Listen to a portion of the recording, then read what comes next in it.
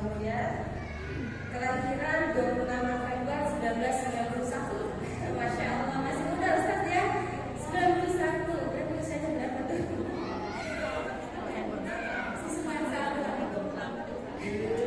Setengah umur kita ya. Kemudian beliau juga multi bahasa ya, multi language, Masya Allah. Beliau aktif berbahasa Inggris, aktif bahasa Indonesia, bahasa Sunda, juga aktif untuk Chinese Mandarin, untuk Thai, Arabic, Intermediate, Jawa Pasifik. Beliau juga bisa bahasa Indonesia ya, Masya Allah. Kemudian beliau juga bisa berbahasa Hokkien. Wah, luar biasa ya.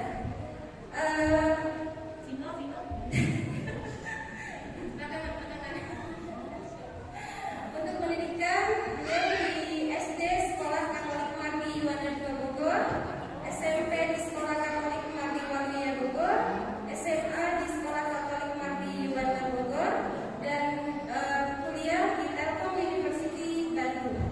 Beliau juga mengikuti program pendidikan kader dakwah pesantren Darut Tauhid menjadi murid dari AAI. Ya, Masya Allah ya, menarik kisah hidup Ustaz ya, mungkin nanti bisa di-sharing ya. Kemudian aktivitas dakwah dan islamanya. Jadi usia boleh muda, tapi ternyata beliau luar biasa ya, mengisi waktu mudanya jauh banget ya, zaman kita muda dulu mungkin ya, kita baru hijrah di usia segini gitu ya. Ya, aktivitas dakwah beliau adalah kepala bagian fundraising Darut Tauhid Negeri Surabaya. Beliau juga adalah kader dakwah Darut Tauhid, juga tim asapis dari Darut Tauhid Negeri. Kemudian beliau juga pemateri dari berbagai seminar dan kajian di kampus-kampus ternama dan juga di perusahaan-perusahaan besar ya. Kemudian beliau juga sempat mengajar yang menjadi guru privat, guru di bimbel, juga mengajar tahsin dan taklis komunitas sahabat Masjid Bogor. Nah, boleh nih Ustaz ya, kita bisa bikin program di sini untuk tahsin taklis. Anak-anak muda kita ibu-ibu ya. Jadi kita bisa bikin nih program remaja masjid nih, ada Kopdenis. Kemudian beliau juga Masya Allah sudah memiliki begitu banyak usaha ya. Beliau mengekspor secara marak ke Thailand dan Cina sampai sekarang. Beliau juga memiliki Danish Karata di Bogor, kemudian distributor tunggal Nasional Indonesia, CEO dan owner PT Arya Sujati Jalan Gemilang, komisaris PT Mega Cipta Walindo, dan supplier kayu jabon untuk PT Sentosa Hasta Reksa. Masya Allah, masih muda, usahanya banyak dan dakwahnya juga Masya Allah ya, luar biasa. Baik Ustaz, mungkin bisa langsung dimulai. Kami serahkan kepada Ustaz untuk mengisi kajian di ibu-ibu bisa biasa sekarang. Alhamdulillah kita juga banyak dari luar ya ibu-ibu ya, tidak hanya dari Biasuka, ada dari Rumah Sebelah, dan ada yang dari Jui juga ya, dari Pulang dari sekalian ya, Masya Allah. Terima Ustaz.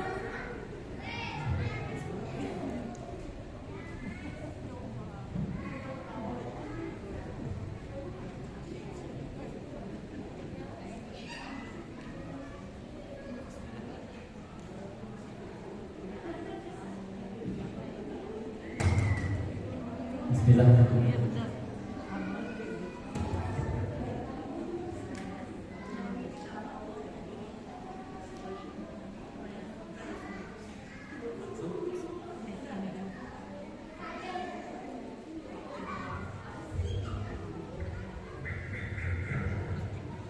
Diginiin aja. Dah ada. Ini.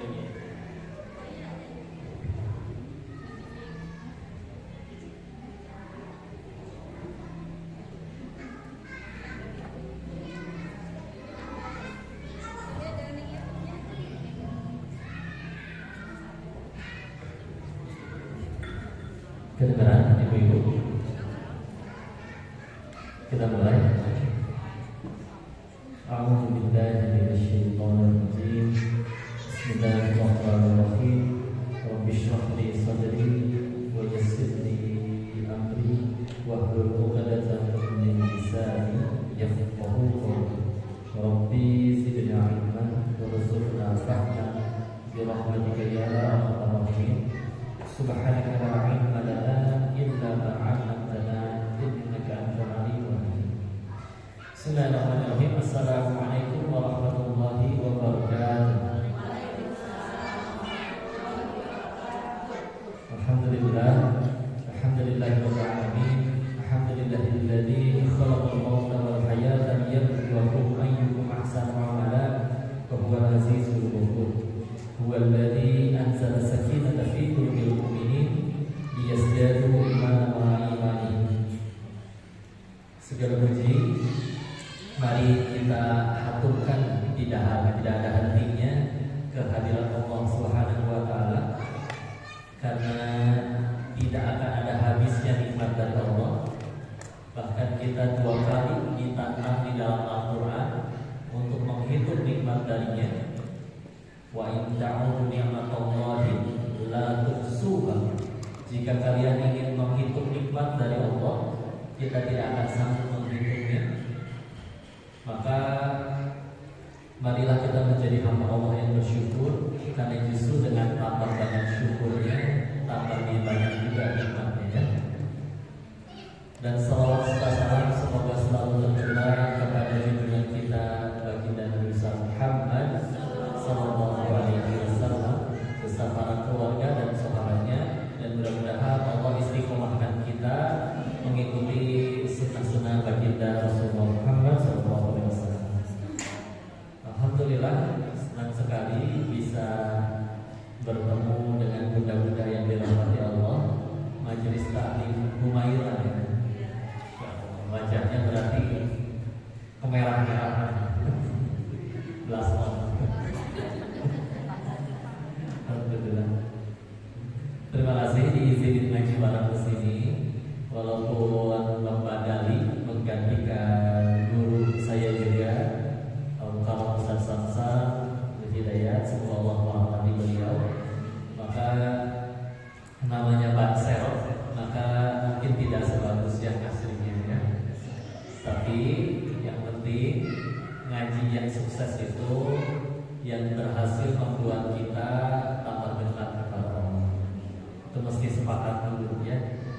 Maka bisa jadi yang paling beruntung dari pengajian ini yang mungkin sambil jualan di depan, mumpung lagi sepi jualan cilok gitu ya. Atau bahkan mungkin pemuda lagi sakit perut, numpang ada masjid sambil jongkok mungkin di dalamnya. Tapi mau gak mau kedengeran. Tapi setelah kedengeran masuk ke hatinya, pulang tambah taat kepada Allah, maka demi Allah dia yang berhasil. Yang malah bisa lebih berhasil daripada yang sudah duduk di dalam pakaian syar'i terus ngerasa materi udah pernah kenal semua, udah pernah dengar semua, terus gak bertambah banyak sujudnya, gak bertambah banyak ingat Allahnya, maka masih bisa jadi kurang berhasil. Maka mudah-mudahan pertemuan ini menjadi kebaikan, menjadi wasilah turunnya ridho dan keberkahan dari Allah. Dan kita sama-sama akan ngomongin tentang ya. Bismillah. Kenalan dulu itu. Alhamdulillah. Bismillahirrahmanirrahim. Namanya tadi nama Indonesianya Dennis ya. Karena mungkin repot panggil nama Tionghoanya, yaitu Lin Chin Fu. Lin itu marganya. Chin dari kata Chin Fu artinya berkah, emas maksudnya ya. Fu dari kata Shifu artinya blessing, berkah. Artinya mah bagus tuh ya. Cuman kan dulu apalagi waktu kerusuhan 98 harus punya nama Indonesia semuanya. Gak boleh pakai nama itu lagi. Dikasih nama Dennis karena ternyata ayah saya dulu suka nonton sepak bola. Ada Dennis Bergkamp namanya dulu ya. Setelah dicari arti nama Dennis itu apa? Cari di buku-buku di gelangnya, ternyata dewa mabuk dari Yunani. Enggak nyambung. Tapi ya ada takdir yang kita tidak bisa pilih, seperti terlahir jadi laki-laki atau perempuan, atau di keluarga yang mana kita nggak bisa pilih. Tapi demi Allah kita bisa pilih ingin meninggal dalam keadaan seperti apa.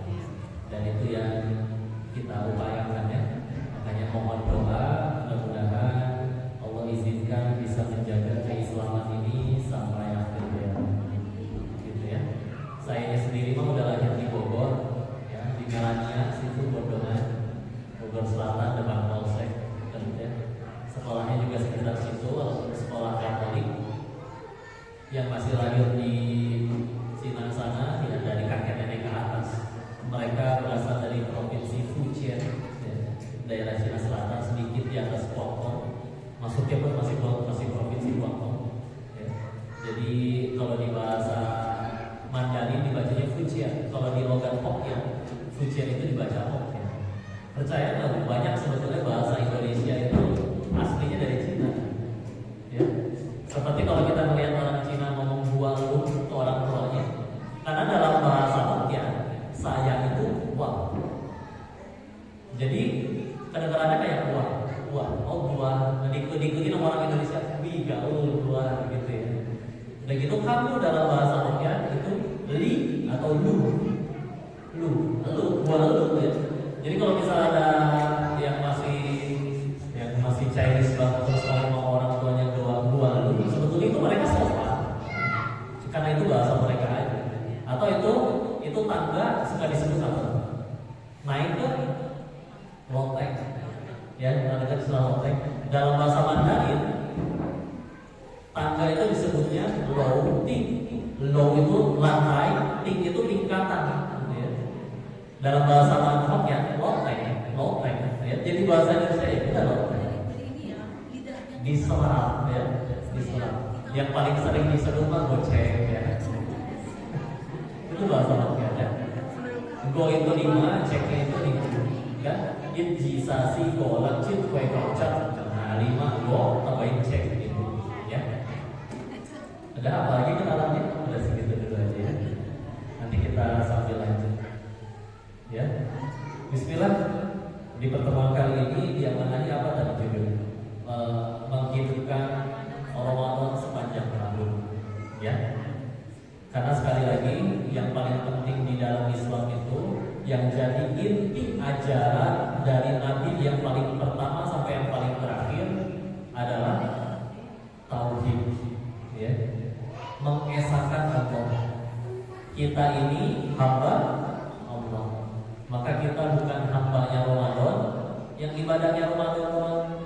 Kita bukan hambanya Masjidil Haram, yang kalau rajin ibadahnya cuma di Masjidil Haram. Kita hambanya Allah, tidak terikat waktu, tidak terikat tempat, kita tetap hambanya Allah. Kita tetap digenggam dan diurus Allah, kita tetap gak bisa apa-apa, melainkan harus dengan pertolongan Allah. Ya, maka untuk membuktikan itu harus bisa kita menjadi hambanya Allah itu kapanpun dan dimana.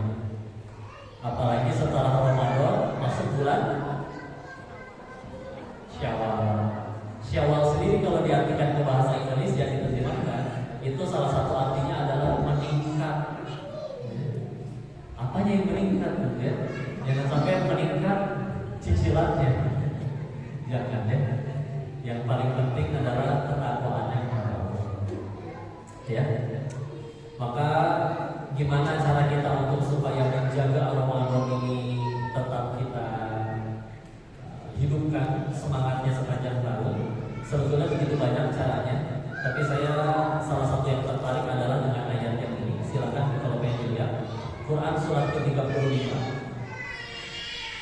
Surat ke-35. Ini satu surat sebelum Yasin ya. Yasin kan 36. Ada surat yang namanya surat Fatir. Surat ke-35. Isinya ada 45 ayat. Kita lihat ayat ke-45, ayat paling terakhir. Insya Allah di pojok kiri atas, di atasnya Yasin kan. Ketemu semuanya? Saya izin bacakan ya. A'udzu billahi minasy syaithanir rajim. Walau yu'akhidullahu an-nasa bima kasabu ma tarja 'ala dhahriha min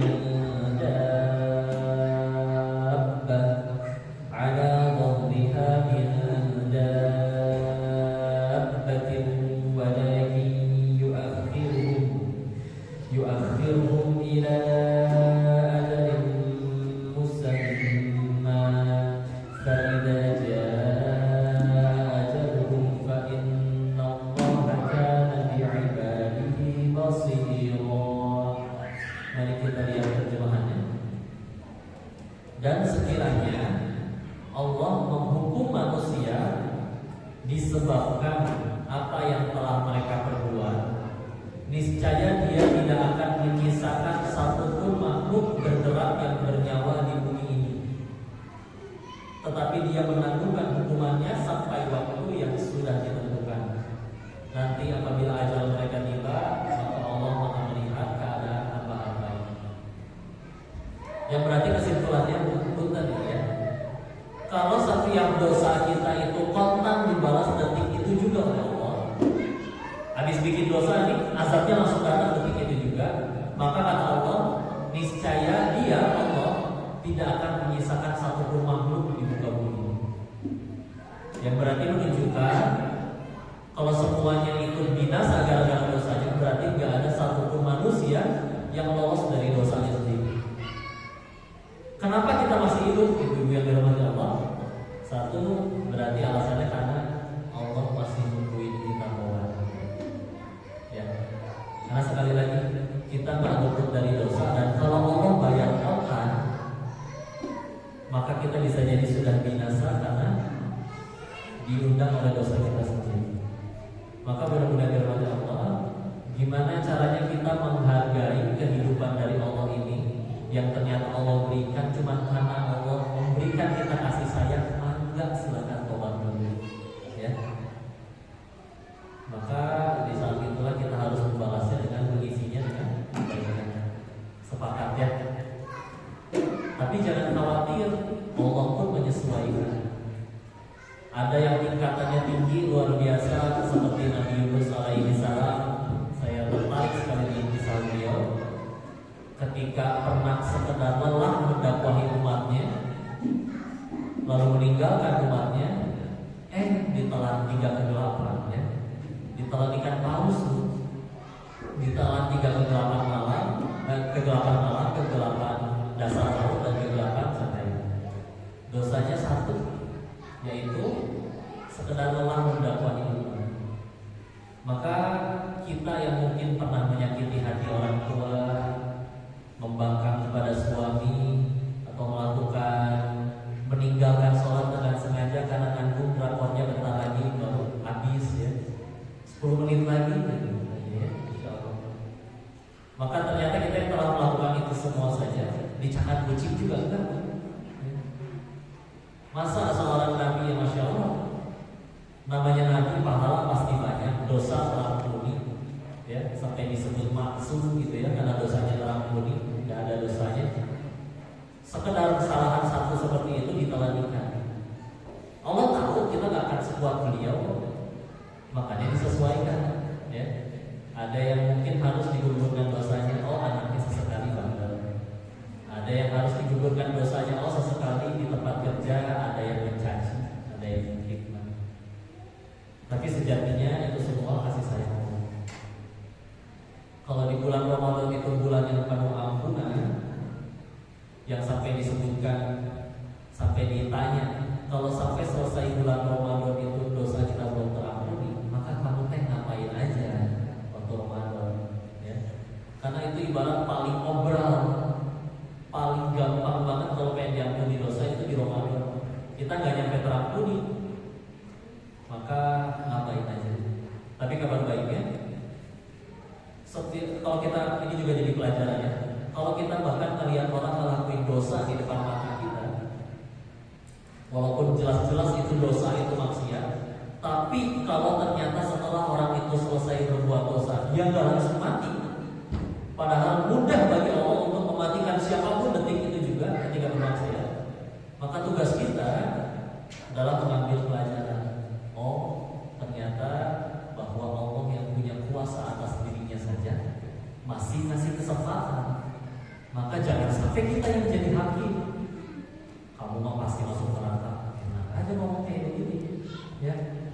Mendahului keputusan Allah. Kamu mah gak akan bisa mencium bau surga. Ya, tanya.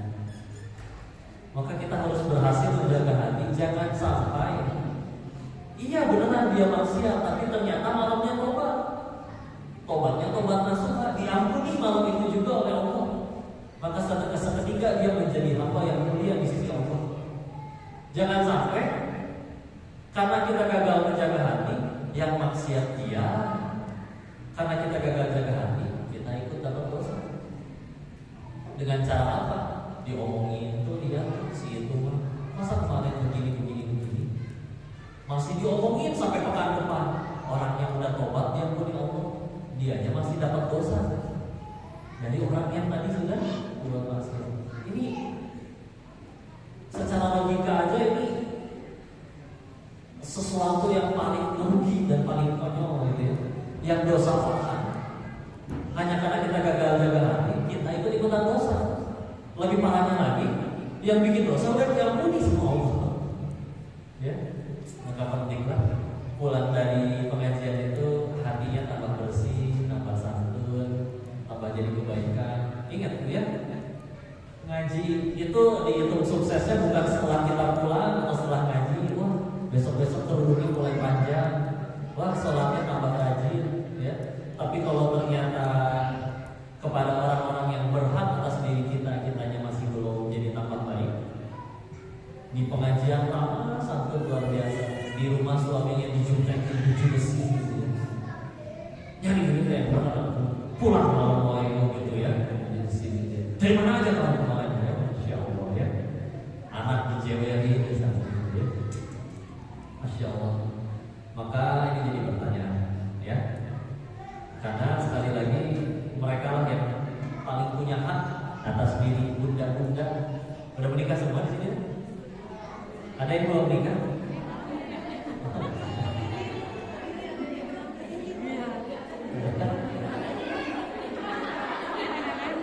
Ibu anak.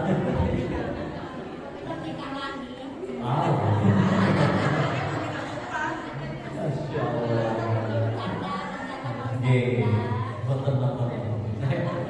Gak apa-apa ya, Masya Allah. Jadi Masya Allah sekali lagi kita itu harus tampak, harus muncul dalam perbuatan kita, ya.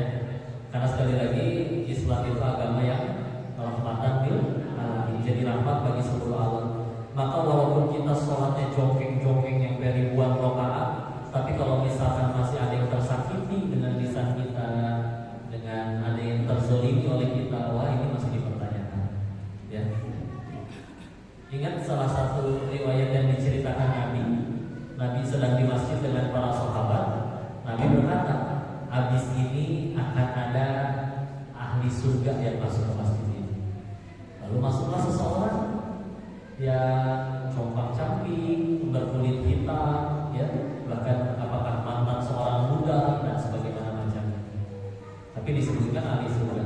Sampai salah satu sahabat, seingat saya Abdullah bin Amr bin As, itu sampai izin minta ke orang tersebut, saya boleh nggak nginep di rumah bapak, ya. Setelah nginep, niatnya pengen nyari tahu apa sih amalannya. Maka ternyata setelah diperhatikan selama 3 hari, kagak tahajud, ya. Tilawahnya standar, nggak banyak dan bacaannya tidak indah, hafalannya tidak banyak. Sedekahnya juga ya gitu, daya terbatas rezekinya, ya. Maka sih di hari ketiga ditanya, sebetulnya aku kesini pengen nyari tahu kenapa kamu disebut oleh Nabi sebagai orang yang disebutkan akan masuk surga, ahli surga. Tapi setelah dilihat amalannya begitu, ya standar gitu ya. Karena beliau jelas para sahabat lebih luar biasa amalannya. Tapi kok kamu disebutkan bakal masuk surga? Apa amalanmu? Kita tahu ternyata beliau menjawab, yang aku lakukan hanyalah setiap malam sebelum tidur aku memaafkan siapapun yang pernah menyakiti. Bersih, ya. Qad aflaha man zakkaha wa qad khaba man dassaha. Sungguh beruntung orang yang menyucikannya, mencucikan hatinya, ya. Dan sungguh rugi orang yang mengotorinya, ya. Makanya kalau kita pengen menghidupkan Ramadan ini sepanjang tahun, sejatinya hati kita ini harus hidup dulu, ya. Kita bersihkan dari penyakit-penyakit. Mungkin karena saya dari GT kan ya, jadi banyak bahas hati-hati dengan hati. Tapi bismillah, karena memang hati itu yang menjadi raja di tubuh kita. Namun yang jadi permasalahan, kita kadang lebih takut sama penyakit fisik daripada penyakit hati. Nah, ini kalau mungkin saudara yang pernah dengar di Samara, apa diulang biar hafal ya. Karena ngaji itu salah satu tujuannya selain untuk diamalkan atau diajarkan, dia untuk diulang-ulang, karena kalau nggak diulang-ulang gampang lupa, ya. Nah, hati kita lebih fokus karena lebih sama penyakit fisik, ya. Padahal kalau kita membandingkan antara penyakit fisik dengan penyakit hati, adalah lebih jauh berbahaya penyakit hati, ya. Sehingga nanti di akhir akan saya dengan pertanyaan, kita lihat sudah bisa menjawab. Masalahnya kalau sakit fisik kita ngaku, datang ke dokter, apa yang dirasa, jujur pasti ininya atau ininya. Gak mungkin ditanya oleh dokter, dijawab apa yang dirasa, gak mau narasinya. Terus gimana saya obatinnya? Ya bingung. Dokternya bukan dukun soalnya, ya.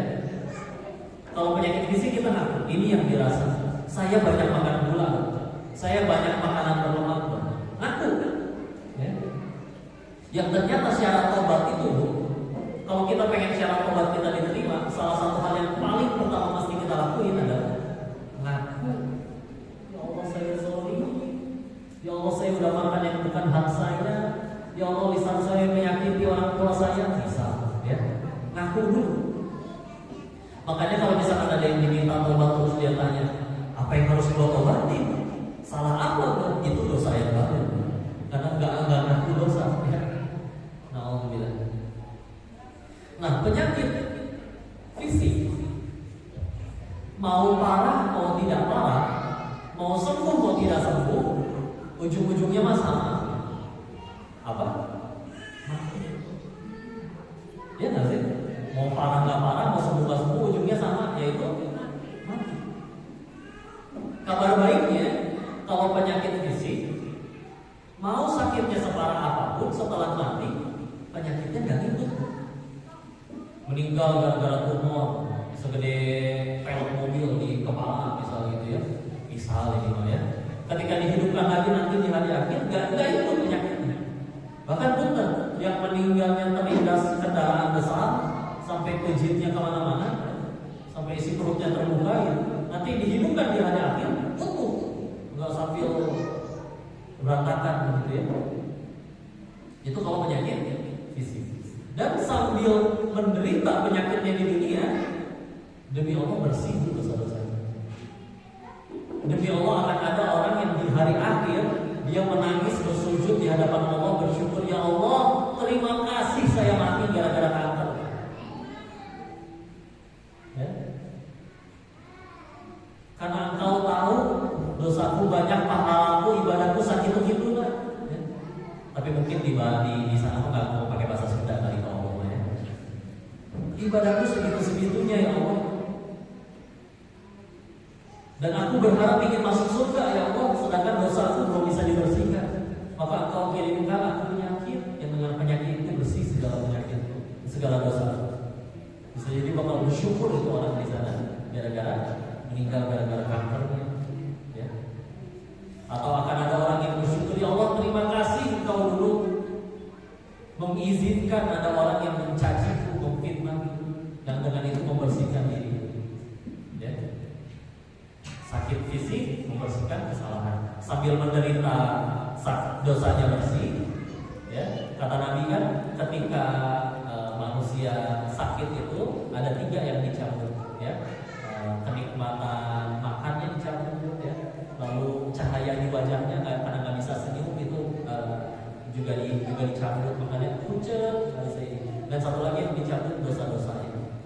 Tapi ketika sembuh, senyum di wajahnya dikembalikan, lalu juga kesehatannya dikembalikan, dan juga apa tadi?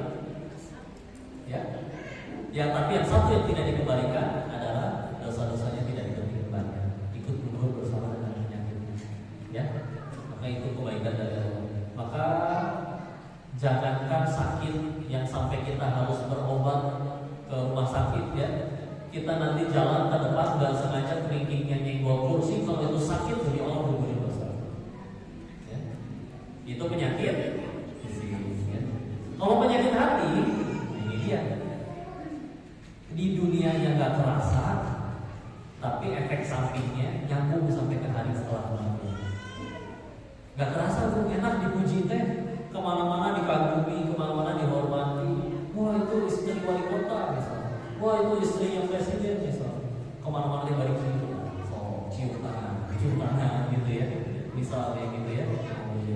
Kalau nggak pejabat-pejabat di negeri kita, sampai misalkan kalau nggak dijemputnya pakai mobilnya Camry dia nggak mau, kalau mobil dinasnya bukan minimal Alphard dia nggak mau. Sampai kadang alhamdulillah pernah ditemukan beberapa yang menyampaikan agama, kalau misalkan hotel bukan hotel bintang 4 nggak mau, kalau misalkan mobilnya juga minimal Innova dia nggak mau. Ini nanaonan ya. Sedangkan dulu Imam Malik ya pernah memiliki seekor kuda, gurunya Imam Syafi'i ya. Lalu kudanya dipuji oleh muridnya, oleh Imam Syafi'i. Betapa indah kuda ini. Kata Imam Malik, silakan untuk antum, buat kamu kuda ini.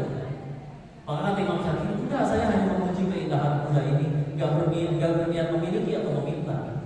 Ya, ini tetap untuk antum ya Syekh, untuk tetap milik gurunya. Apa kata Imam Malik?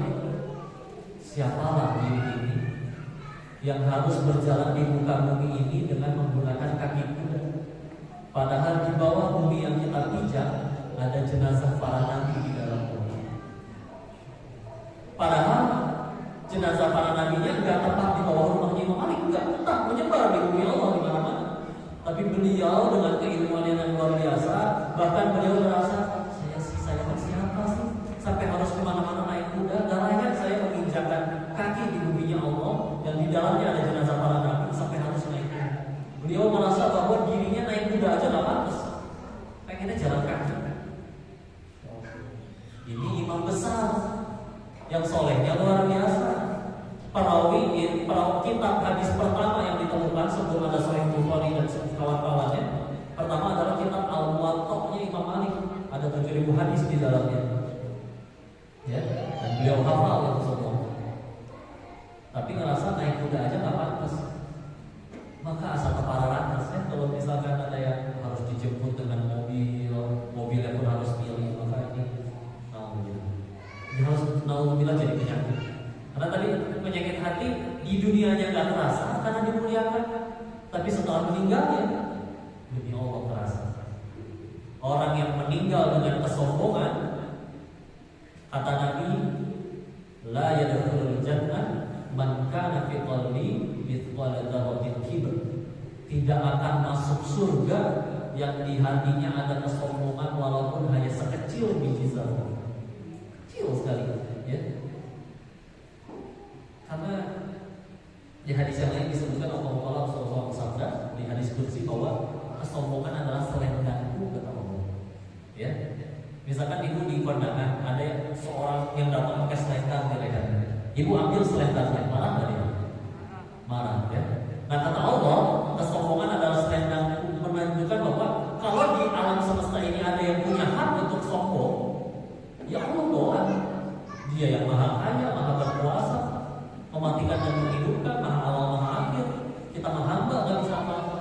Terus kita berusaha sombong, merasa diri ini layak dipuji. Padahal kalau kita dipuji, sebetulnya yang dipuji itu adalah kebesaran Allah pada diri kita. Dan kita sama saja mencuri selendang. Dipuji cantik, emang ibu waktu di perutnya masih di alam rahim, request ke Allah, ya Allah saya pengen yang hidupnya 5 cm. Ya misalkan ya, ya Allah saya pengen yang tirus. Ya Allah saya pengen yang alisnya tebal, atau desain sendiri ya pakai laptop gitu. Bikin cantik juga ya. Maka kalau misalkan ada yang dipuji cantik, maka sejatinya yang dipuji adalah oh yang membuat wajahnya. Maka jangan sampai orang cantik mah bebas katanya ya. Kalau di pemuda-pemuda ya, orang ganteng mah sultan katanya.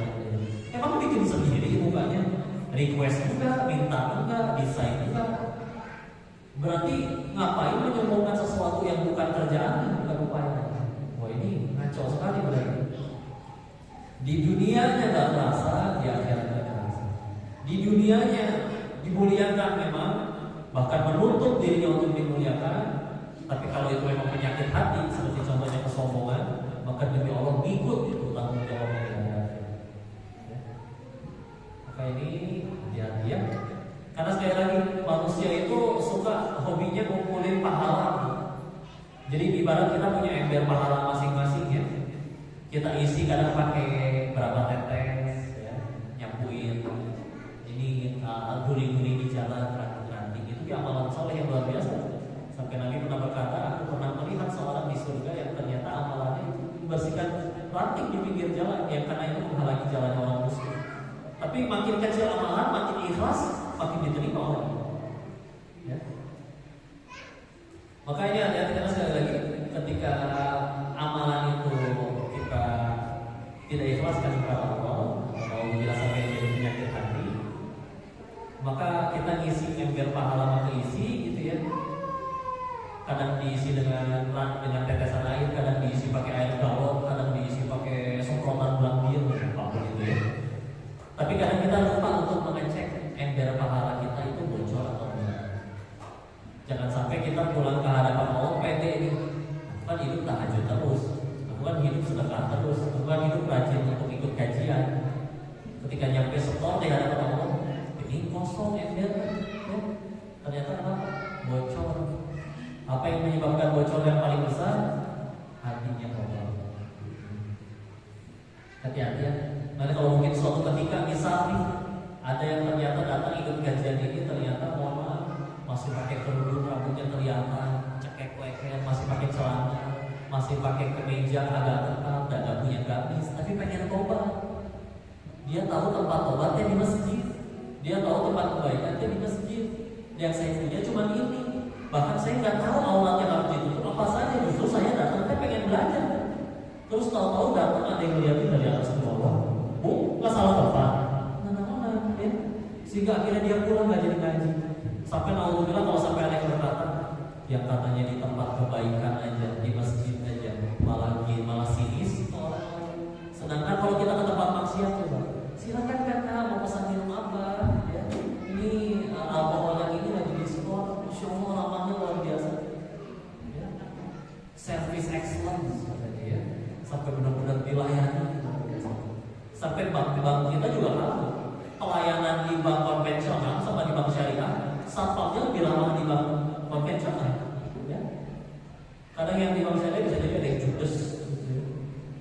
Assalamualaikum warahmatullahi wabarakatuh. Ya, salam. Mau apa? Lagi ramai ngantri. Besok aja ke sini. Ya Allah, Pak. Kalau ke bank ya, silakan. Ada yang itu, Masya Allah sampai begituan.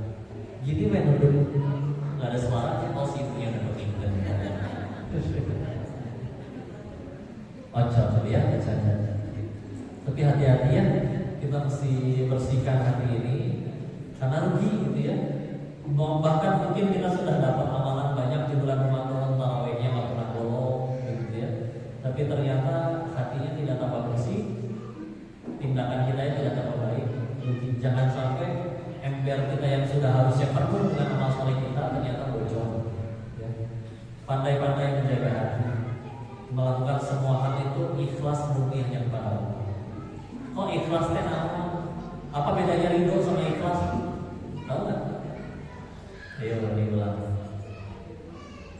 Ibu kalau hilang dompet, ridho atau ikhlas? Hah? Ikhlas? Ikhlasin aja ya. Sebenarnya perbedaannya adalah ridho itu ketika kita menghadapi sesuatu yang sudah Allah tentukan. Misalkan kayak tadi dompet hilang, ya Allah hamba ridho.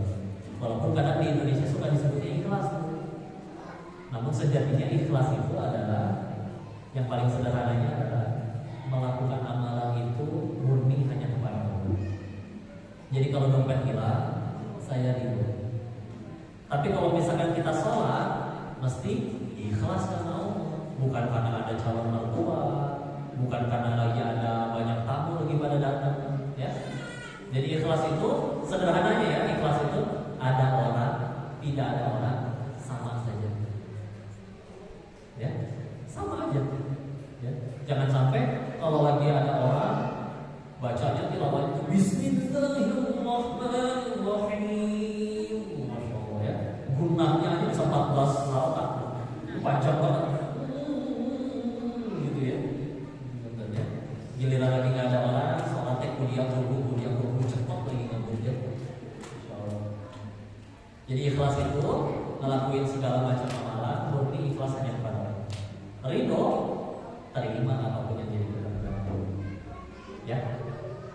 kita kan ibadah ada yang sah, ada yang diterima. Kalau pengen sah mah gampang, rukunnya dipenuhi, syarat-syaratnya dipenuhi, sah. Sholat nih, ya, laki-laki walaupun pakai celana agak soek-soek, bau, capek, habis main futsal, keringatan, kesangan gitu ya, masih pakai baju bola, habis basah, tapi dia wudu, tapi auratnya tertutup, saksi sah, ya.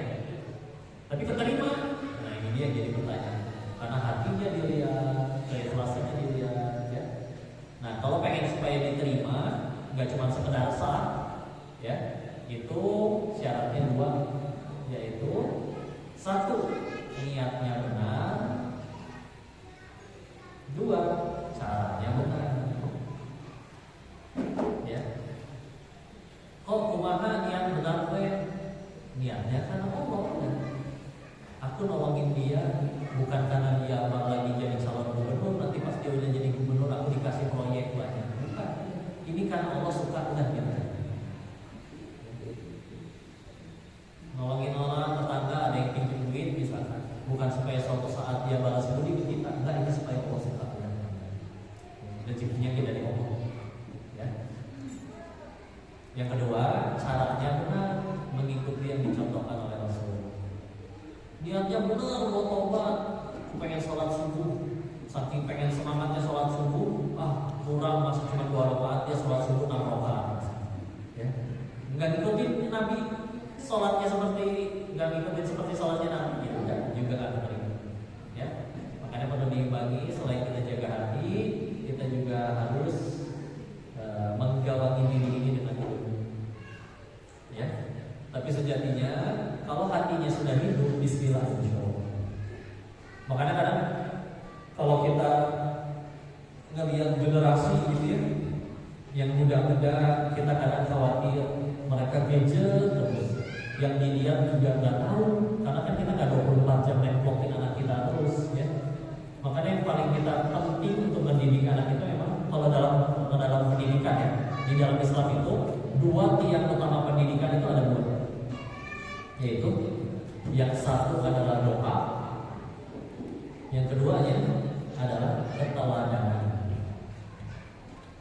ya. Satu adalah doa, 2 keteladanan. Itu mendidik pendidikan di dalam Islam mau kepada siapapun, pilar utamanya itu. Kenapa murid-muridnya Imam Syafi'i itu sukses semua? Karena Imam Syafi'inya aja sengaja bangun tahajud buat doain murid-muridnya, ya. Kalau mungkin di sini ada yang profesinya jadi guru misalkan, pernah nggak bangun tahajud doain murid saya, oh yang ini bandel bisa, jadikan dia ulama, ya Allah.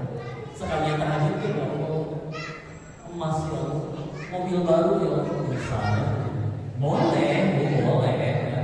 Cuman ya jadi kelihatan perbedaannya kenapa Imam Syafi'i dan murid-muridnya itu luar biasa, ya. Pakai doa. Yang kedua, pakai keteladanan.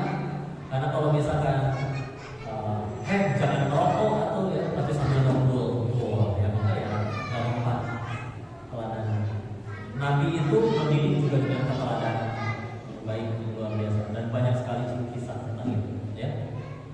Dan yang Nabi cara ajarkan kepada beliau, kepada para sahabat-sahabat beliau yang dimuliakan oleh Allah, semoga Allah melindungi mereka. Salah satu hadis dari Ibnu Umar menjelaskan, Rasulullah itu mengajari kami iman sebelum Al-Quran, ya. Jadi iman dulu sebelum Al-Quran. Sehingga memang belajar itu ada urutannya. Ngaji benar, bagus, ya. Ngajinya ngaji apa? Ngaji fikih, iya bagus. Tapi kalau tidak didampingi dengan iman dulu, begitu ketemu yang beda, berantem. Karena ternyata cara Nabi ngedidik 23 tahun masa kenabian, 13 tahun di Mekah, itu inti ajarannya tauhid. Di Mekah itu jarang sekali ada ayat turun tentang syariat. Aturan tentang wudhu, zakat, haji itu semuanya nanti di Madinah, sisa 10 tahun terakhir. Karena kalau misalkan di dalamnya hatinya udah tauhidnya menancap kuat keimanan, Allah dan Rasulnya nyuruh apapun, sami'na wa ata'na, saya.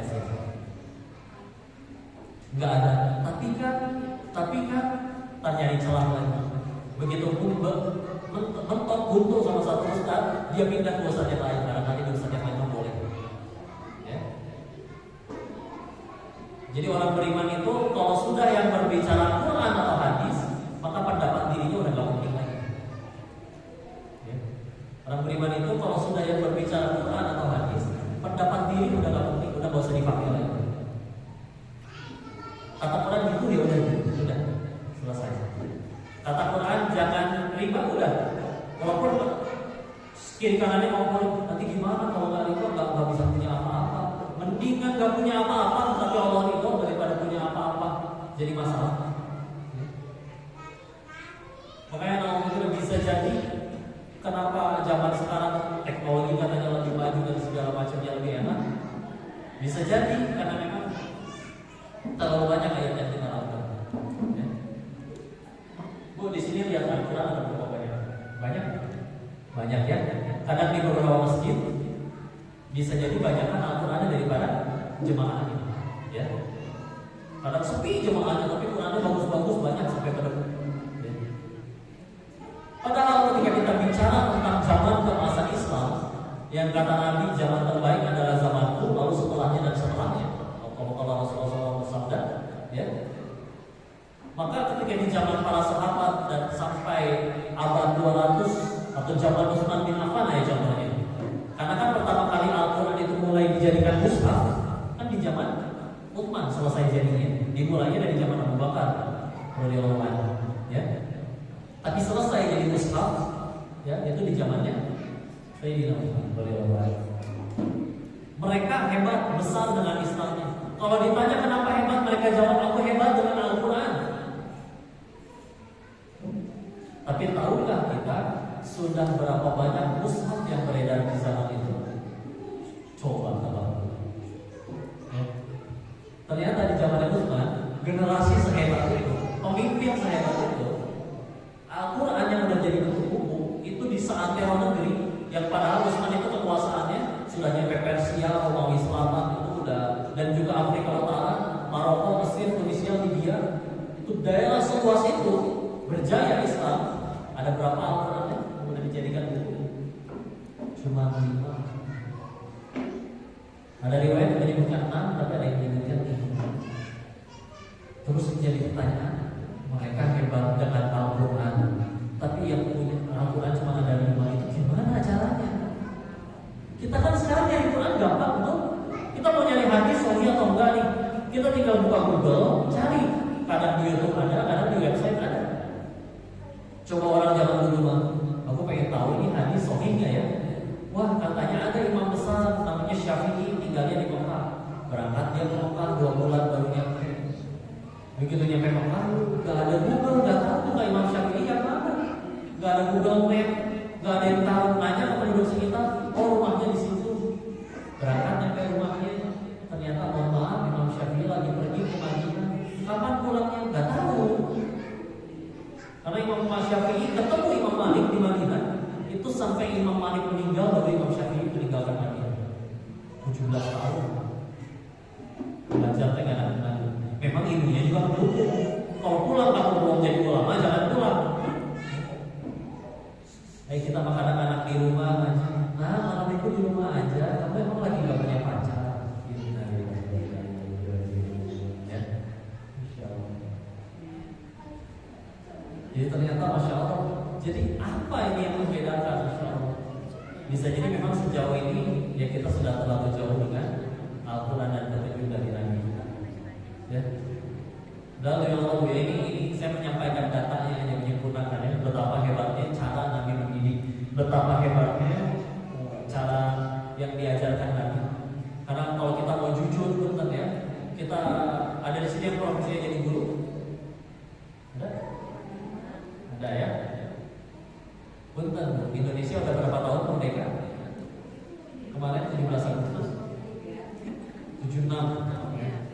Coba selama 76 tahun merdeka udah berapa kali sih ganti kurikulum? Punten ya, punten. Sedangkan Islam sudah punya cara mendidik yang diajarkan Nabi, nggak pernah ganti caranya. Dan selepas Nabi wafat sampai Islam malah sempat berjaya 13,5 abad. Kalau ada yang berkata wajar mereka hebat hidup bareng Nabi, padahal sejatinya kalau memang sampai ada yang berkata ya, kok zaman sekarang kan lebih sulit. Zaman dulu kan masalahnya nggak serumit sekarang. Ini ketika masalah ini disampaikan ke Pak Arsio, salah seorangnya adalah Ustaz Budi Ashari, beliau nantangin, kamu bawain masalah yang paling rumit di zaman ini, saya bisa buktikan ada masalah lain yang jauh lebih rumit di zaman dulu dan telah selesai dengan cara.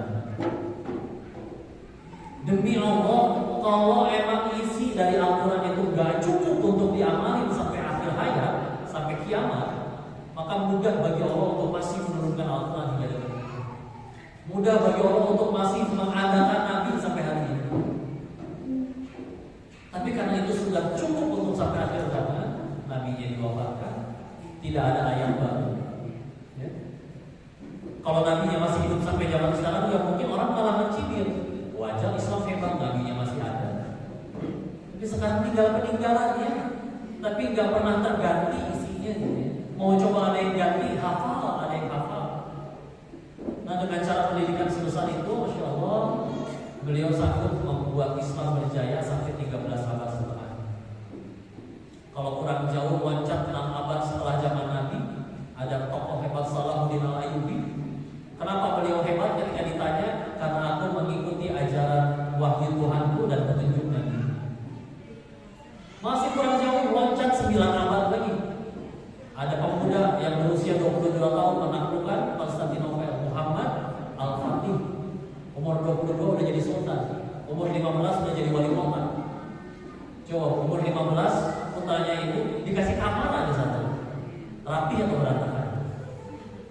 Ya. Jadi beliau menjadi sehebat itu, umur 15 udah jadi wali kota. Ketika dijawab kenapa, ditanya kenapa hebat, jawabannya aku mengikuti wahyu Tuhan pada petunjuk dari Nabi. Maka bisa jadi kita soalnya baru nyari Quran kalau misalkan udah terakhir kata Quran apa? Kalau nggak kita nanya dulu, nanya ke dokter itu, nanya ke ini, nanya ke pengacara itu. Yang penting syariat dulu dijaga, ya. Karena kalau itu udah benar, Allah yang menentukan perkara. Nabi itu kan sama kayak kita, satu harinya 24 jam. Beliau juga perlu makan. Mohon maaf, beliau juga perlu buang air. Mohon maaf, beliau juga seorang suami, bahkan lebih dari satu pasangan.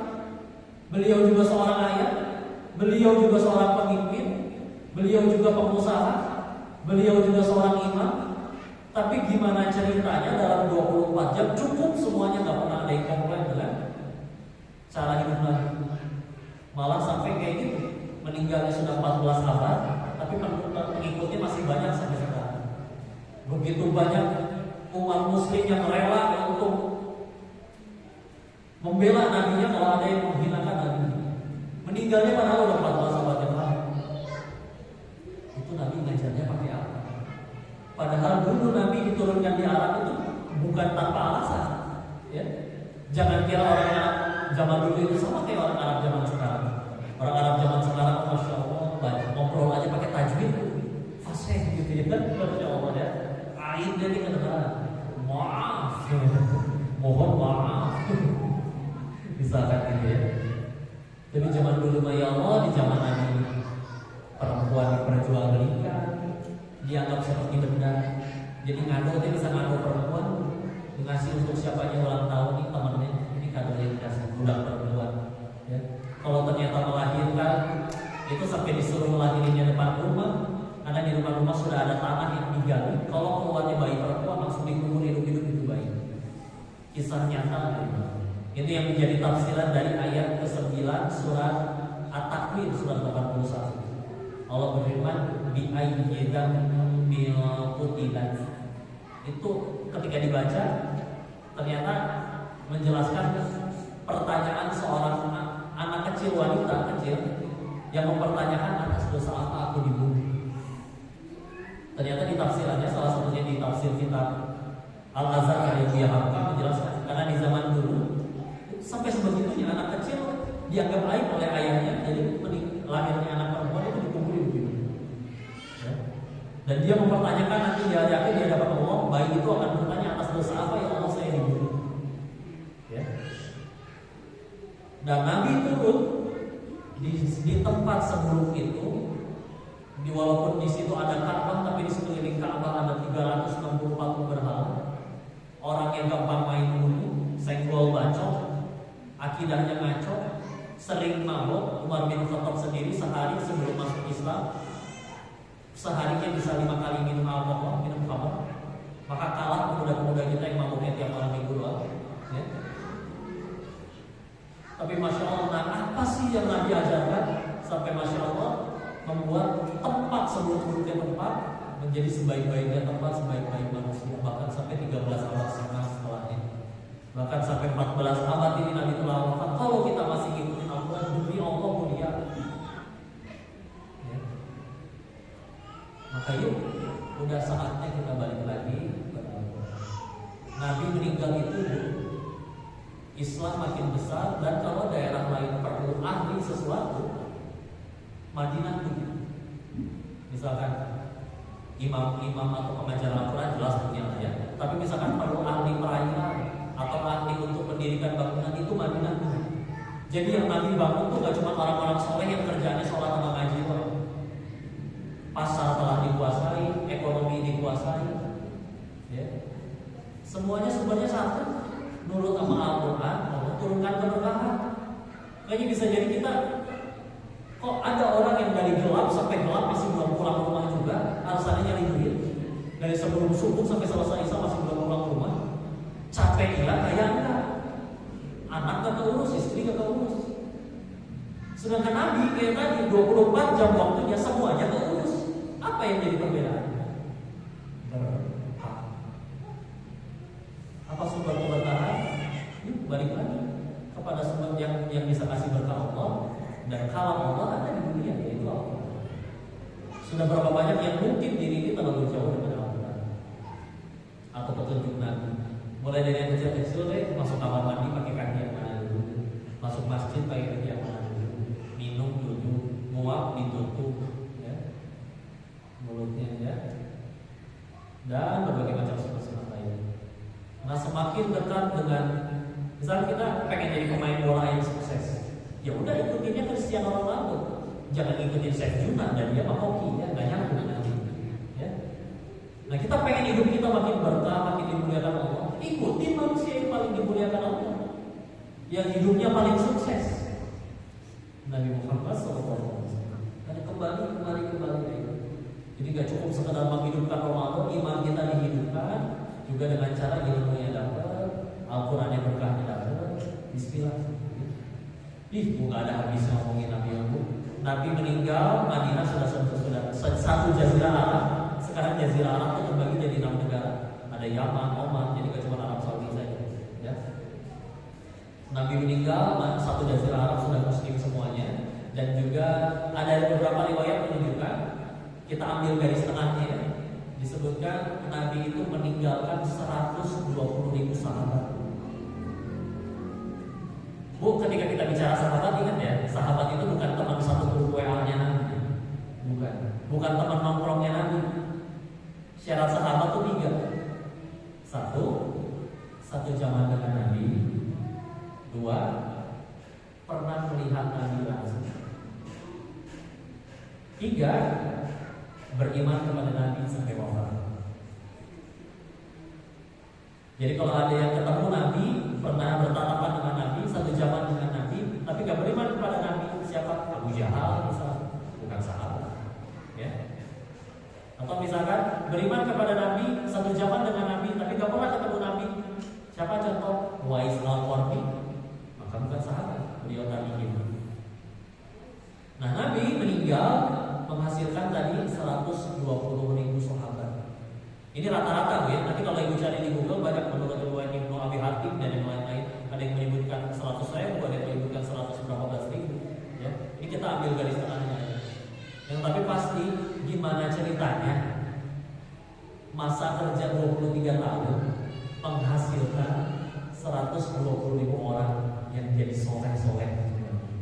Yang bahkan dulunya ada yang raja perampok, Jundub bin Junada, dikenal dengan nama Abu Zar al-Ghifari. Dulunya Raja mabuk, kenal Islam jadi tokoh luar biasa. Umar bin Khattab dulunya sehari mabuk 5 kali, sekarang jadi tokoh luar biasa.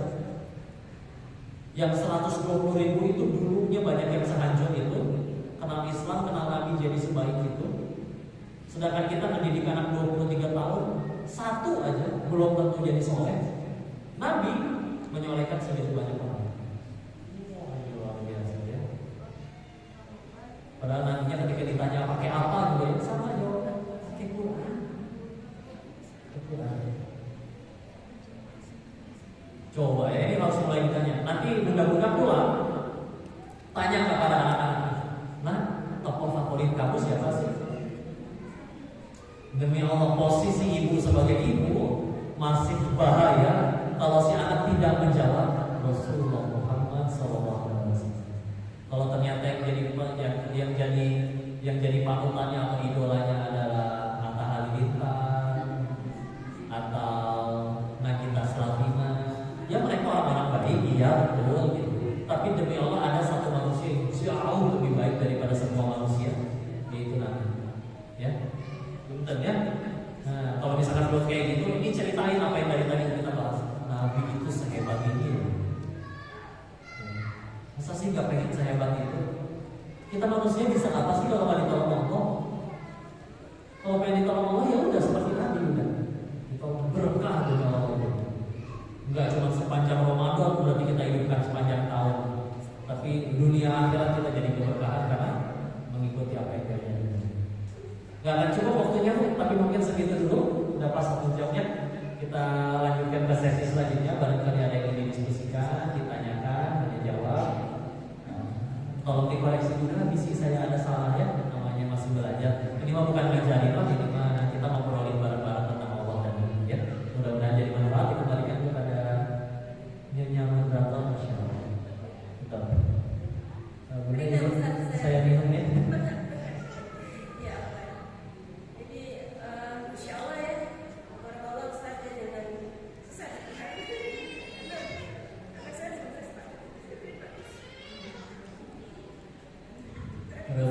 Berbaik. Bismillah, Bismillah.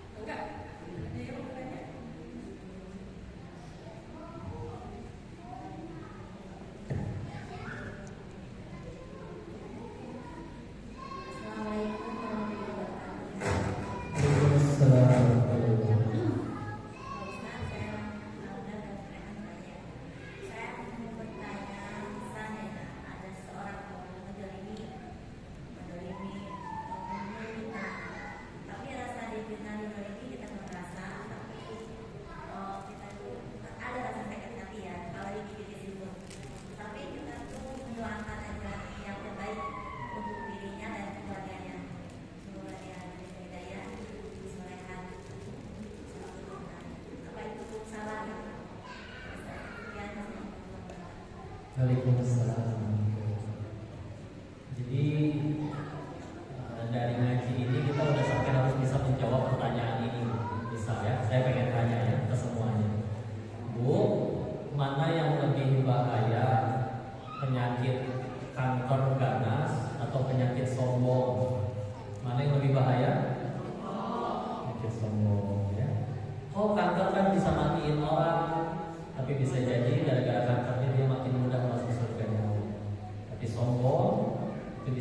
buat diniatkan. Pertanyaan selanjutnya, Bu, mana yang lebih rugi, mencaci atau dicaci? Mana yang rugi? Mencaci.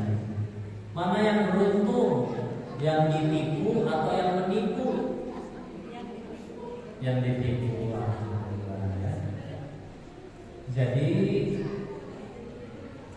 pertanyaan tadi, bismillah, kita bisa lihat dari sudut pandang diri dulu ya.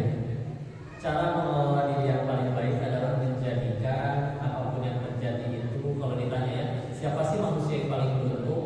Adalah dia yang sanggup menjadikan apapun yang terjadi dalam hidupnya jadi jalan tambah dekat kepada Allah. Oh, ini manusia udah gak punya kerugian sama sekali dalam hidup. Kok saya habis difitnah? Kalau itu memang bisa menggugurkan dosa saya dan bikin saya tambah banyak sujud, maka saya ikhlas. Ya. Daripada mungkin jabatan naik, uang bertambah tapi tambah jauh dari Allah, itu lebih baik. Maka bismillah, gimana cara supaya ada orang yang zalim kayak gitu kita jadi tambah baik hidupnya, tambah manfaat? Tadi didoakan sudah alhamdulillah jadi kebaikan. Tapi beberapa guru, masya Allah, ada yang setelah dicaci, difitnah, ya, beliau besoknya datang bawain kue baru mampir ke rumah orang tersebut. Siapa orang ini? Bukannya kemarin saya habis jahat ya mulutnya. Ya masalahnya bagi si guru ini masya Allah, kalaupun saya dihina, kehinaan diri saya yang dihina sama kamu itu masih lebih ringan daripada kehinaan diri saya yang asli. Masya Allah, dia berkata seperti itu. Yang Allah buka cuma sedikit daripada yang benar-benar Allah tahu tentang apa kurangnya diri ini. Dan itu dengan baiknya Allah malah kirimkan lisan yang mungkin berkata yang tidak baik atau apapun. Tapi ya, kalau mau jujur kepada diri sendiri, diri ini lebih hina daripada apa, daripada hinaan orang. Misalkan kita tanya, monyong kamu, emang mulut kita tiba-tiba jadi mancung? Enggak, ya. Biasa aja gitu ya. Malah yang ngomong monyong yang mulutnya jadi mancung. Karena gimana caranya ngomong monyong tanpa majuin mulut? Susah ya. Jadi sebetulnya hinaan orang, cacian orang, pujian orang, ember jatuh, bunyinya sama aja. Jadi semakin ngaji itu kita udah harus bisa, yang penting Allah suka, mangga ya Allah. Kadang kita sadari Allah ternyata banyak yang lebih soleh daripada saya, padahal dosanya lebih sedikit daripada saya. Tapi saya pengen masuk surga yang sama dengan mereka. Ya tahu-tahu ada yang zolim, bisa jadi pertolongan. Punten ya. Waktu ada yang musuh Syekh Ali Jaber, ya, kan terus dipukulin. Kalau kata orang mah syukurin, mampus kamu dipukulin. Ya. Tapi kalau dari sudut pandang akhirat, bisa jadi dia juga ditolong. Dia dipukulin, gara-gara dipukulin dosanya lumayan, dicicil berbulan hingga akhirnya bisa jadi nanti di akhirat sudah berkurang dosanya. Atau korupsi, ditolong dengan cara yang tertangkap oleh KPK hingga akhirnya jadi gugur dosa-dosa di penjara. Ternyata itu ngabulin doa anak istrinya. Ya Allah, saya pengen punya suami, pengen punya ayah yang baik, yang soleh. Gimana caranya jadi soleh kalau korupsinya berhasil baik? Ya? Jadi ternyata itu pertolongan. Jadi cara paling baik bagi hati untuk bisa menerima, mau ada yang nyaci, mau ada yang hina, udahlah. Satu dunia memuji kita pun Allah gak suka, kita tetap silakan. Satu dunia mencaci kita, tapi Allah tetap sayang, tetap aja suka. Jadi siapa ini yang kita kejar? Oh, kan sakit hati wajar. Ya benar. Tapi mari kita sikapi, ya Allah, kalau ini jadi penggugur dosa saya, maka saya ikhlas. Ya. Itu untuk ke dalam ranah diri. Tapi kalau untuk kepada tindakannya, kalau kita dizolimin orang, sebetulnya yang kita lakukan itu ada 3. Atau kita kalau melihat kezoliman ya, yang pertama adalah dengan mendakwahi, ya. Tetap jadi kita mesti nasihatin juga. Kalau nggak bisa pakai kita, pakai lisan guru, pakai lisan siapapun ya. Jadi kalau ada yang kita melihat kezoliman, kita nasihat, dakwah, walaupun bukan diceramahin ya, aja ngobrol berdua. Saya ada salah apa sih sama kamu? Aja ngobrol dari hati ke hati, ya. Dan jangan pernah ragu untuk minta maaf duluan walaupun nggak salah. Kadang manusia makin gede, makin sulit minta maaf. Padahal coba lihat anak kecil, habis nangis, ya, benjol sama temannya, 5 menit kemudian udah main lagi sama yang bikin dia benjol. Yang berantem siapa? Orang tuanya. Nah kamu tuh habis benjol sama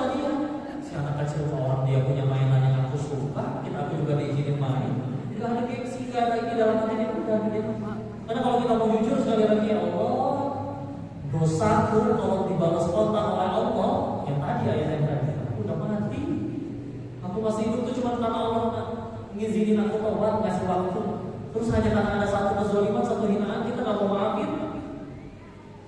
Ya makanya harus itu. Tapi kok beneran dia yang jahat? Saya nggak jahat, saya beneran dizalimi. Dia zalim urusan dia dengan Tuhan. Kita meninggal gak akan ditanya apapun tentang kelakuan orang, tapi ditanya orang kelakuan masing-masing. Tapi ya sudah, dakwahi tetap jalan. Dakwahi pun hanya bukan supaya dia sadar, bukan dia supaya dia suka. Dia jadi soleh, itu Allah yang merubahnya. Dia tidak jadi soleh, tetap dapat pahala dakwah. Itu yang lebih kita kejar kan, dapat amal soleh. Kalau setelah didakwahi, yang kedua didoakan. Tadi sudah betul, karena kalau kita mendoakan untuk orang lain, malaikat akan mendoakan hal yang sama untuk kita. Sebagaimana Ibunda Fatimah kedapatan oleh anaknya Sayyidina Hasan radhiyallahu anhu, kok Bunda nggak pernah berdoa untuk diri sendiri sih, selalu doain orang lain? Maka Ibunda Fatimah Az-Zahra Masya Allah menjawab, karena kalau aku mendoakan, kalau ibu mendoakan untuk orang lain, malaikat akan mendoakan yang sama untuk kita. Lebih mustajab mana? Doa malaikat atau doa kita? Ya. Lebih wajib doain orang lain. Ya. Yang ketiga, yang tadi juga sudah dibahas, jaga hati kita tetap bersih. Jangan sampai orang yang maksiat, kita gagal jaga hati, dia yang udah tobat, kita masih gibahin, masih mendongkol dan tidak benar. Ya, Bismillah. Untuk tindakannya bisa diajak ngobrol atau dinasihati. Tapi kalau tadi masalahnya sudah mendogo, mendoakan itu sudah jadi kebaikan. Kapan kok itu sudah menjadi apa perbedaan yang menunjukkan bahwa dosa-dosa kita kan katanya menggugurkan dosa. Nah, kapan sih tandanya udah diampuni dosanya? Kalau kita udah nggak perih lagi.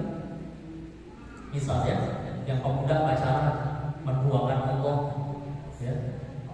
Azan datang dia nggak pernah datang, santai aja tiduran di rumah.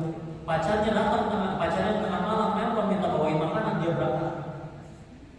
Padahal yang kasih rezeki Allah, yang punya surga Allah, yang bisa menjamin keselamatan Allah. Sedangkan makhluknya pacarnya nggak bisa apa-apa.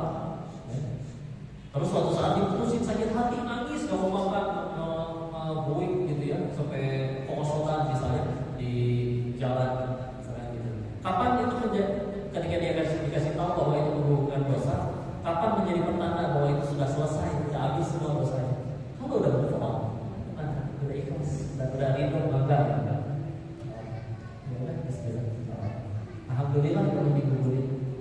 Akan ada hari di mana kita tuh Masya Allah melihat kiri kanan di hari akhir. Ya Allah, itu orang hukumannya berat banget. Apalagi aku juga pernah melakukan hal yang sama seperti orang itu misalnya. Tapi di hari itu pas kita udah terang menghadap kehadiran Allah, ternyata kata Allah, silakan jawab Allah. Ya Allah, dosa saya yang dulu gimana?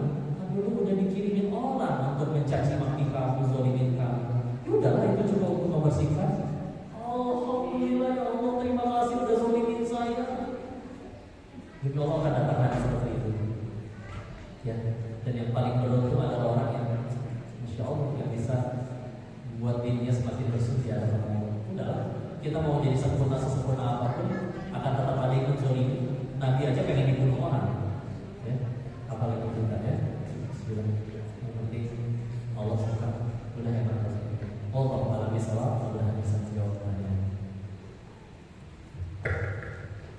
Enggak, itu ada yang pertanyaan tadi ya di belakang. Apa itu? Itu kan? Ini yang tadi belum nikah. Silakan dicarikan. Mbak Didin, Ustaz sudah menikah ya? Sudah, ya. Ustaz sudah menikah loh, info ya? Ya, Ustaz sudah menikah, punya teman yang soleh. Assalamualaikum warahmatullahi wabarakatuh. Waalaikumsalam warahmatullahi wabarakatuh. Tadi yang saya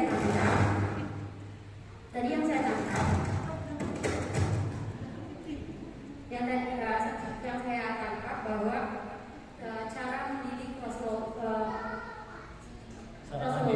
ya ada dua ya Ustaz kalau nggak salah. Iya, dua pilar utama itu doa Dan tauladan. Berhubung karena saya belum menjadi seorang ibu, ini saya lebih ke orang tua saya.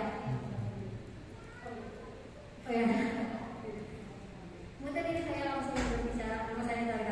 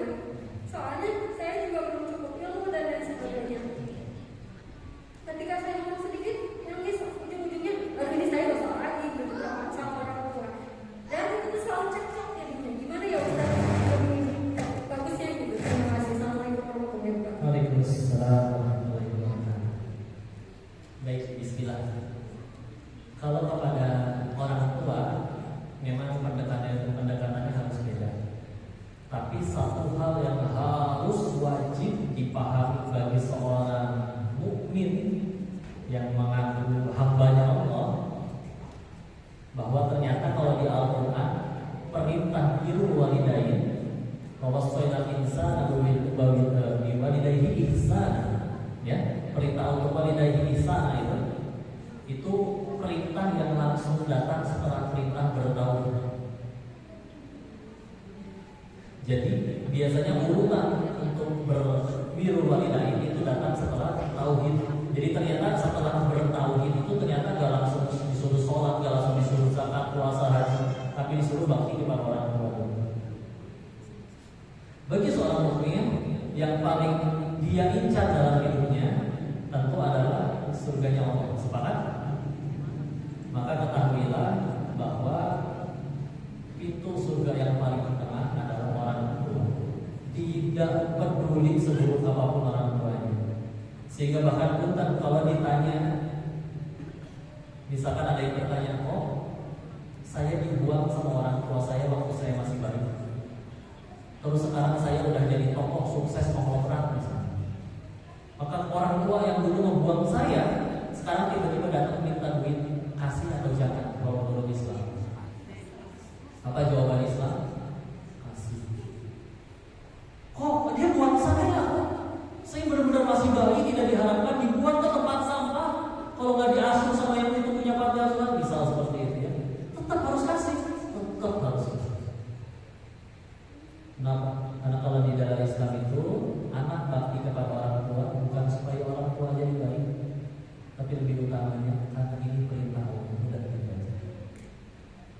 Maka kalau seorang anak, kalau udah urusannya kepada orang tua, terutama ibu, udah sampai harus ketingkatan, kalau ibu kita berkata, nah 1 tambah 1 itu 5, iya mah betul, jangan dibantah. Satu-satunya yang boleh kita istilahnya tidak sepakat hanya satu, kalau berlawanan dengan ketauhidan. Misalkan kita disuruh nyembah batu, disuruh nyembah selain Allah, maka itu baru silakan untuk tidak diikuti. Tapi kalau misalkan masih untuk urusan dunia, mau dia seperti apa, ketahuilah dia tetap pintu surgamu yang paling dekat. Dan yang kamu incar, yang kita incar sebagai anak bukan orang tua saya, tapi Allah nih. Makanya tadi mau kita udah dibuang dari bayi, ternyata kalau di dalam Islam tetap kita mesti tetap berbuat baik, tetap santun, tetap cium tangannya. Ini anak yang dibuang loh sama ibunya, tetap harus cium tangannya, harus bakti, harus memuliakan diri. Kok gimana ya? Karena masalahnya ini yang paling, karena ini adalah perintah Allah. Dan demi Allah itu pahala yang paling luar biasa. Al-Qamaqala Rasulullah SAW bersabda dalam salah satu hadis, beliau berkata yang artinya sungguh hina, sungguh hina, sungguh hina 3 kali. Siapa wahai Rasulullah? Orang yang mendapati orang tuanya berada dalam kepengurusannya, tapi dia gagal masuk surga. Ini juga menjadi ayat kalau misalkan ada yang punten ya, orang tuanya udah gak bisa pipi sendiri, anak-anaknya berantem, udah Kak, ibu sama kamu aja, gak mau aku sibuk, udah sama kamu aja. Ya Allah, itu kata Nabi, itu amalan yang benar-benar luar biasa. Sampai kalau kamu udah dapat amalan itu, kamu gagal masuk surga, kamu tidak aman. Ini dalam artian bab seperti itu. Tapi bismillah, cara paling baik untuk menghadapi orang tua adalah kita mulai mesti ganti perspektifnya dulu. Kalau ke orang tua kita udah gak bisa bicara benar salah. Kalau ke orang tua kita udah bicara ini yang Allah suka, udah gitu ya. Kok orang tuanya ternyata malah zalim, malah jahat. Jika kita berbicara walaupun benar, tapi dia malah nangis dan kita untuk merasa bersalah. Karena kepada orang tua memang seperti itu, memang udah harus salah. Tapi demi Allah, orang tua itu akan melihat ini anakku semakin ngaji, makin gak pernah bantah, gak pernah melawan. Saya pernah sekasar apapun dia tetap dulu dipanggil untuk datang. Sampai punten ya, kalau sholat bukan sholat wajib, lagi sholat sunnah, ibu manggil, nah tinggalin sholatnya. Sholat duha kok udah tasyahud akhir, dikit lagi selesai, ibu manggil, nah datang tinggalin sholatnya. Kalau masih sholat sunnah, ya.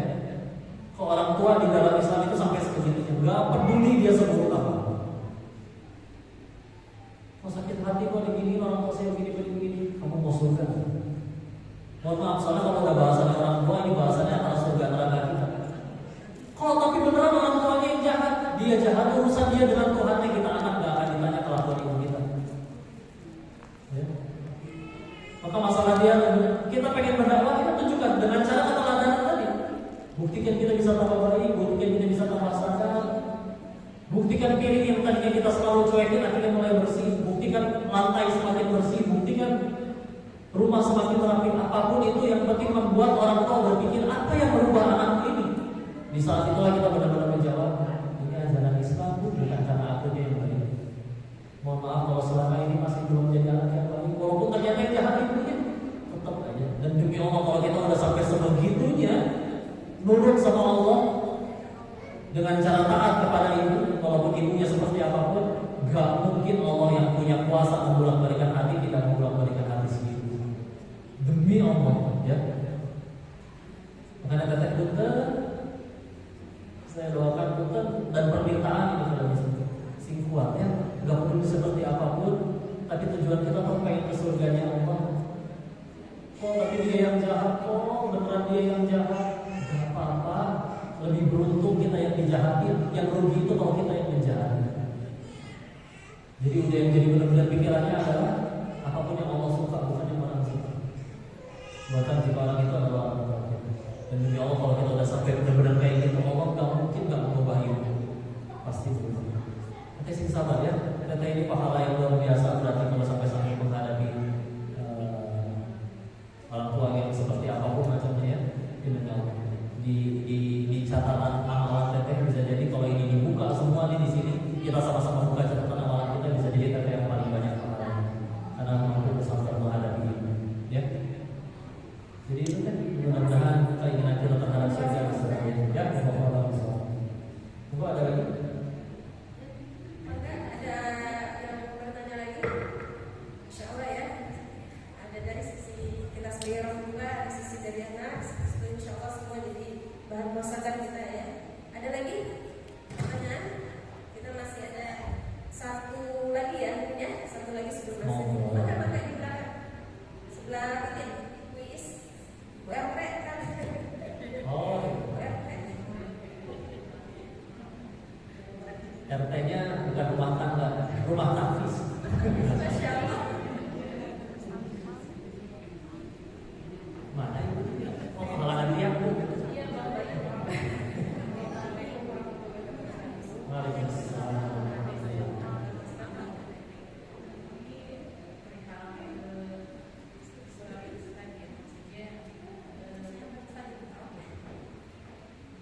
Untuk ibu kurang berapa? Suaranya keras? Ya. Tidak. Atau WA aja bu ya. Kalau orang dia bilang nanti diuang apa diuang di WA. Maka ini Lebih ke bertanya sejarah Ustaz aja. Iya, tadi kan Ustaz mengalami bukan ya? oh ya terus Ya, ya. cerita pertama kali Ustaz mendapatkan hidayah yang mungkin dari situ, karena saya suka sekali ya kalau di YouTube yang lihat orang mendapat hidayah itu malah kan bisa jadi blog pelajaran bagi kita semua, dan dari sisi hidayah dan sisi tauhidnya juga bagi kita semua untuk semakin menguatkan. Itu aja Ustaz. Terima kasih. Assalamualaikum warahmatullahi wabarakatuh. Waalaikumsalam. Wah ini bisa panjang sekali ini ya. Tapi istilah ya. Ini teh kalau sebetulnya ada alat temannya, tapi kita singkat dulu ya. Sebetulnya, kenapa? Sudah saya jadikan buku. Ini baru terbit, makanya monggo nanti kalau misalkan pengen dipesan, mungkin nanti dikoordinir gitu ya. Tapi ingat ketika kita bicara tentang ini, mohon yang dicatat buku itu atau kisah tentang siapapun itu baru sukses kalau yang makin diingat adalah autornya. Sebagaimana buku ini pun kalau misalkan yang malah diingat atau dikagumi malah penulisnya, berarti penulisnya gagal.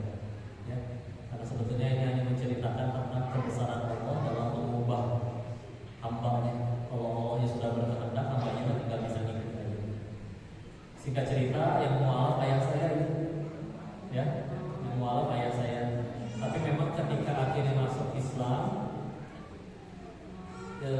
tidak atau belum menjalankan syariat ketika itu, ya.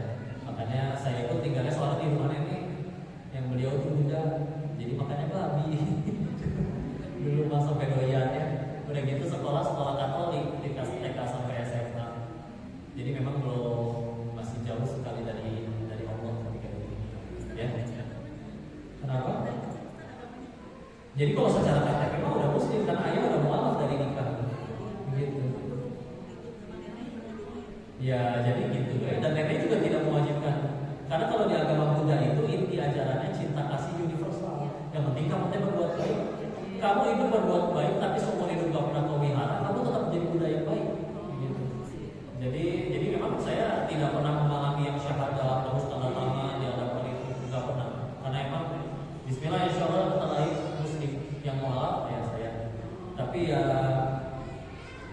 atas jalan Allah ditunjukkanlah jalan. Di ujian kesakitan waktu itu pernah mengalami ketika misalkan ayah itu jatuh, bangkrut, guru nikah, meninggalkan hutang, beliau juga sakit. Saya anak paling besar dari 4 bersaudara.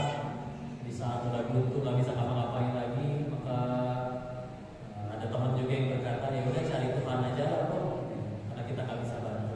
Maka ada perjalanan mencari Allah. Ini makanya judul bukunya juga perjalanan mencari Allah. Ada proses berpikir tentang bagaimana penciptaan itu, kita berasal dari mana, diciptakan untuk apa, setelah meninggal ingin kemana. Dan silakan kalau kita pengen menjawab 3 pertanyaan tadi, jawaban yang paling mulia, paling memuaskan itu ada di Islam, ya. Hingga akhirnya walaupun saya sekolah Katolik, pernah ke gereja, dulu sampai ikut ngeband di gereja, pernah ke wihara juga, tapi memutuskan untuk ya udah Islam yang benar, ya. Dan juga memang ada proses ujian ke lapangannya juga. Ketika waktu di Thailand 3 tahun usaha di sana, sampai pulang lagi ke Indo untuk belajar agama, sampai sekarang malah jadi ke Jepur dengan Ustaz. Nah saya hanya kongko pada umumnya. Cuman kalau yang biasanya kongko jualan handphone di Glodok, silakan kakak cari handphone apa? Boleh, tanya dulu aja. Kenapa belum gitu ngomongnya? Udah jadi SOP gitu. Cuman kalau ini mengajar, mudah-mudahan bisa jadi wasilah. Yang pasti yang saya tahu, saya banyak dosa, saya banyak hutang kepada Allah. Makanya memilih untuk jalan ini pun mudah-mudahan cita-citanya bisa jadi penghulu dosa-dosa yang lama. Kalau misalkan melihat orang mungkin dia sholat 5 waktu tanpa duha, tanpa tahajud, demi Allah orang itu tetap bisa masuk surga. Karena saya tahu dia akan pernah melakukan dosa sebanyak saya. Kalau dengan sangat ini, misalkan berbicara seperti ini pun dari tadi ngomong tentang Allah, jadi pahala juga nggak tahu, bisa jadi salahnya, bisa jadi malah kalau orang lain jadi pahala, saya mah diizinkan oleh Allah jadi pengubur dosa juga alhamdulillah bisa. Makanya justru mohon doa, mohon nasihat, ya.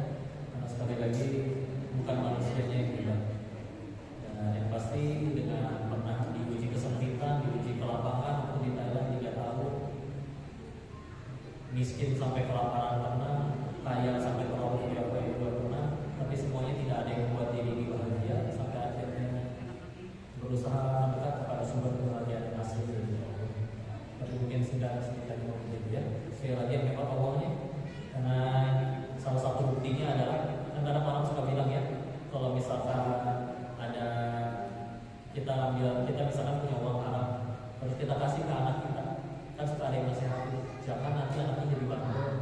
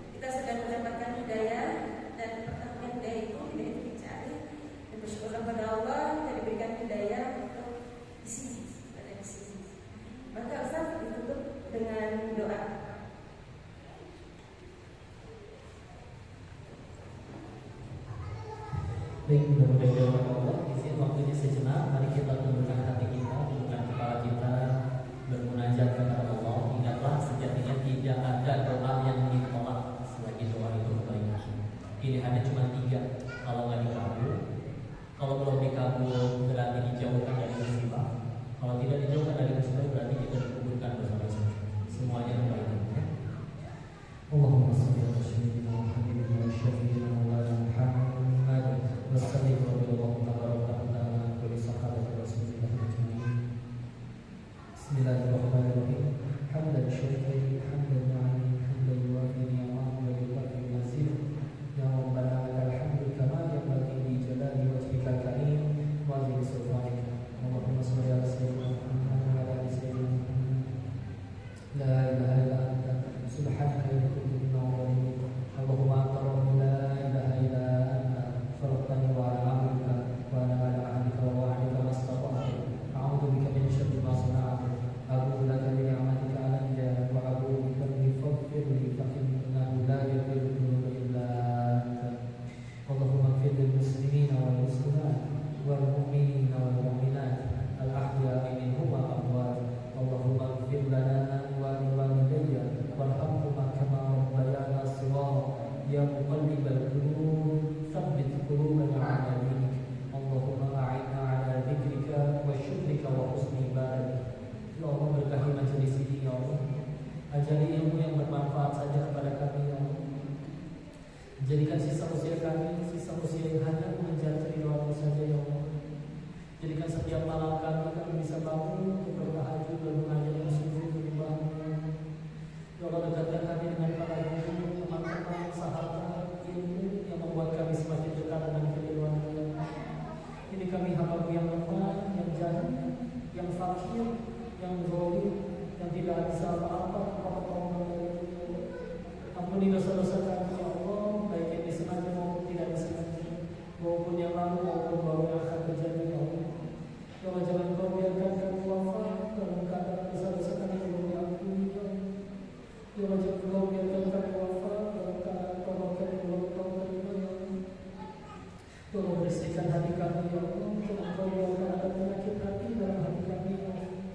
Ya Allah, berkahi dan muliakan siapapun yang menjadi jalan kebaikan bagi kami ya Allah. Muliakan mereka dunia dan akhirat ya Allah. Ya Allah, sayangi kedua orang tua kami ya Allah, baik yang masih ada maupun tidak ada ya Allah. Engkau yang menggenggam hati mereka ya Allah. Jadikan mereka orang-orang yang Kau salihkan ya Allah. Karena kami demi Allah ingin berkumpul dengan mereka di dalam surga ya Allah.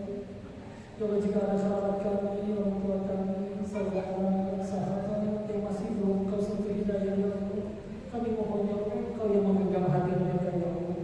Hanya Engkau yang punya kuasa membolak-balikan hati mereka ya Allah. Kami demi Allah ingin berkumpul dengan mereka di dalam surga ya Allah. Maka izinkan bersatukan kami semua dalam hidayah-Mu ya Allah. Kau yang mampu membukakan hati mereka ya Allah.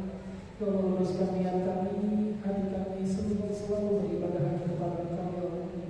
Ya Allah, ampuni lisan kami yang pernah menyakiti, ampuni kezaliman kami ya Allah.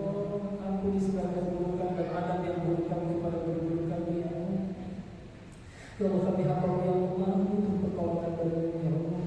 Jika bukan karena pertolongan Engkau menutupi aib-aib kami ya Allah, sungguh diri sudah hina ya Allah. Ya Allah, karena hamba-Mu berkata bila jadikan kami hamba-Mu yang banyak bersyukur ya Allah. Jadikan kami hamba-Mu yang banyak mengeluh, yang malas, yang jauh dari-Mu ya Allah. Dekatkan kami dengan segala hal yang membuat Engkau ridho ya Allah. Dan jauhkan kami dari hal yang membuat kami lalai kepada-Mu ya Allah. Ya Allah, sayangi orang-orang yang kami sayangi ya Allah. Ampuni dosa kedua orang tua kami, ampuni dosa keluarga kami.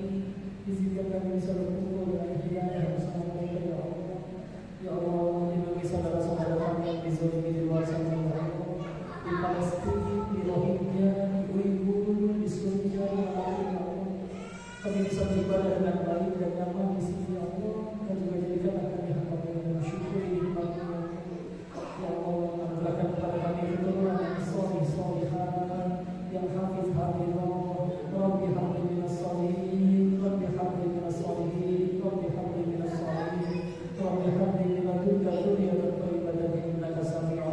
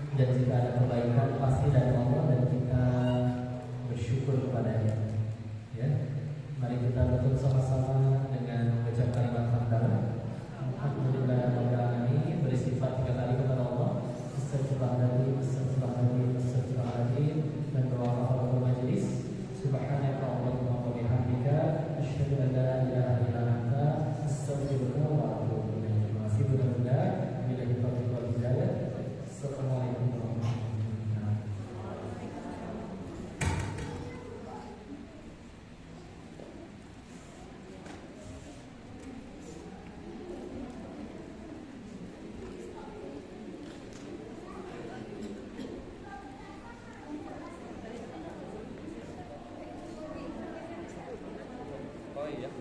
Ini baru dummy-nya karena masih proses cetak.